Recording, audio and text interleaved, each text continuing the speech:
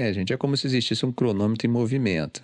Enquanto um quer pisar no acelerador para ficar difícil de parar, o outro está tentando ao menos manter o freio de mão puxado, mesmo queimando a lona de freio.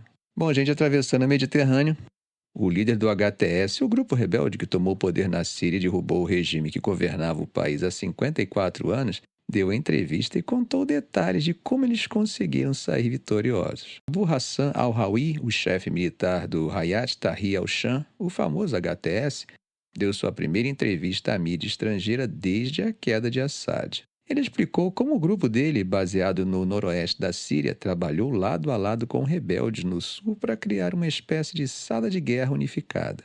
A ideia era cercar Damasco por dois lados, garantindo um golpe final no coração do regime.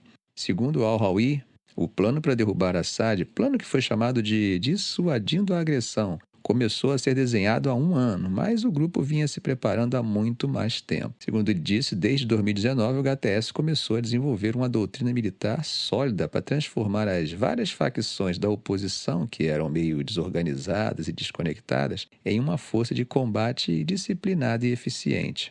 E isso foi necessário porque, lá em 2019, o regime sírio tinha lançado uma grande ofensiva no noroeste do país, empurrando os rebeldes para Idlib, onde eles ficaram confinados. Aquele teria sido um momento difícil, mas também acabou sendo um divisor de águas. O HTS percebeu que, se quisesse derrotar Assad, precisava organizar as coisas. Então começou a incorporar outros grupos sob seu comando. Aqueles que resistiram acabaram sendo forçados a se alinhar. Inclusive, ele diz que eles enfrentaram o Rais al-Din, uma facção ligada à Al-Qaeda que rejeitava a abordagem mais pragmática do HTS. No final, o HTS acabou se tornando a principal força no noroeste da Síria. Al-Hawi explicou que eles estudaram o inimigo analisando as táticas usadas pelo regime de dia e de noite. Usaram esse conhecimento para criar suas próprias estratégias. Ele falou que não só organizaram suas forças, mas também começaram a produzir suas próprias armas, veículos e munições. Sendo realista, o HTS sabia que não tinha como competir diretamente com o poder de fogo do regime, que contava com o apoio da Rússia e do Irã. Então eles acabaram apostando na criatividade. Criaram uma unidade de drones reunindo engenheiros, mecânicos e químicos. Drones de reconhecimento, drones de ataque e até drones suicidas, todos projetados para maximizar alcance e resistência. Um dos modelos mais novos, batizados por eles de Shahin, que significa falcão em árabe, foi implantado pela primeira vez nesse mês. Segundo ele relata, esse drone, que é barato, mas super eficaz, causou grandes estragos ao desativar veículos militares do regime. Enquanto isso, o HTS também estava ajudando os rebeldes no sul. Desde o ano passado, começaram a dar conselhos sobre como criar uma sala de guerra unificada. O sul da Síria estava sob o controle do regime desde 2018, mas muitos líderes rebeldes tinham fugido para a Jordânia, onde continuavam se comunicando com seus grupos. Com a ajuda do HTS, 25 grupos rebeldes no sul uniram forças e começaram a coordenar suas ações com os rebeldes do norte. O plano era simples e audacioso: atacar Damasco simultaneamente de duas frentes. Em novembro, o HTS decidiu que a hora tinha chegado. A ideia já não era só derrubar o regime de Assad, mas também mandar um recado claro para potências regionais como o Emirados Árabes e a Arábia Saudita, que estavam tentando normalizar relações com Assad depois de anos de isolamento diplomático. Além disso, o HTS queria acabar com os intensos ataques aéreos que vinham devastando o noroeste da Síria e aproveitar que os aliados internacionais de Assad estavam ocupados com outras crises. A Rússia, que era a principal responsável pelos ataques aéreos, estava atolada na guerra da Ucrânia. E o Irã, junto com o Hezbollah, que forneciam as tropas terrestres mais ferozes de Assad, estavam lidando com combates pesados contra Israel. Foi nesse contexto que o HTS viu uma brecha estratégica e decidiu agir. A operação começou no dia 29 de novembro, com os rebeldes entrando em Alepo, a segunda maior cidade da Síria. Segundo eles, as forças do Hezbollah até tentaram defender a cidade, mas no final acabaram recuando.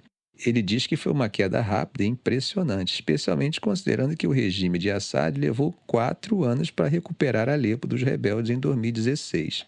O líder do HTS explicou que essa vitória tinha um peso simbólico gigantesco. Segundo ele, havia uma crença, baseada em precedentes históricos, de que Damasco não pode cair até que Alepo caia primeiro. Depois de Alepo, o avanço rebelde no norte virou uma avalanche.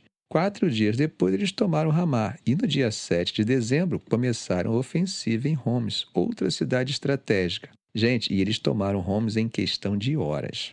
Enquanto isso, no sul, os rebeldes estavam tão empolgados com as vitórias no norte que começaram sua própria ofensiva antes do previsto. Eles expulsaram o exército sírio de Dará e avançaram em direção a Damasco. A coordenação entre o norte e o sul era impressionante, mas a velocidade dos avanços no sul foi tão grande que os rebeldes chegaram à capital antes mesmo do HTS.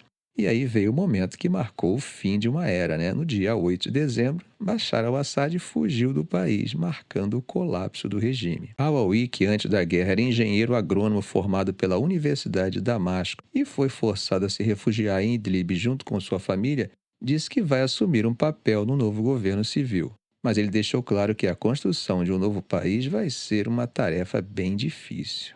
Um dos maiores receios vem das minorias religiosas, que temem que o HTS, que é um grupo islamista, acabe impondo sua própria ideologia.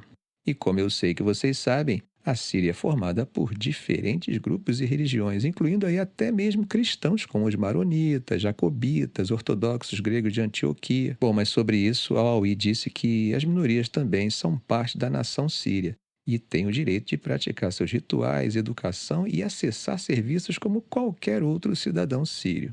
Segundo ele, foi o regime de Assad que alimentou a divisão e que eles estariam tentando o máximo possível construir pontes para superar essas barreiras.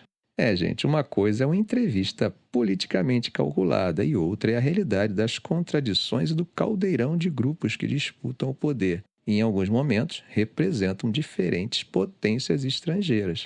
É o caso dos curdos. Como vocês viram, essa semana as forças democráticas sírias, lideradas pelos curdos, receberam ajuda dos Estados Unidos depois de sofrerem ataques da coalizão rebelde que conta com o apoio da Turquia. O grupo acabou se retirando da cidade de Deir ez-Zor, no leste do território sírio.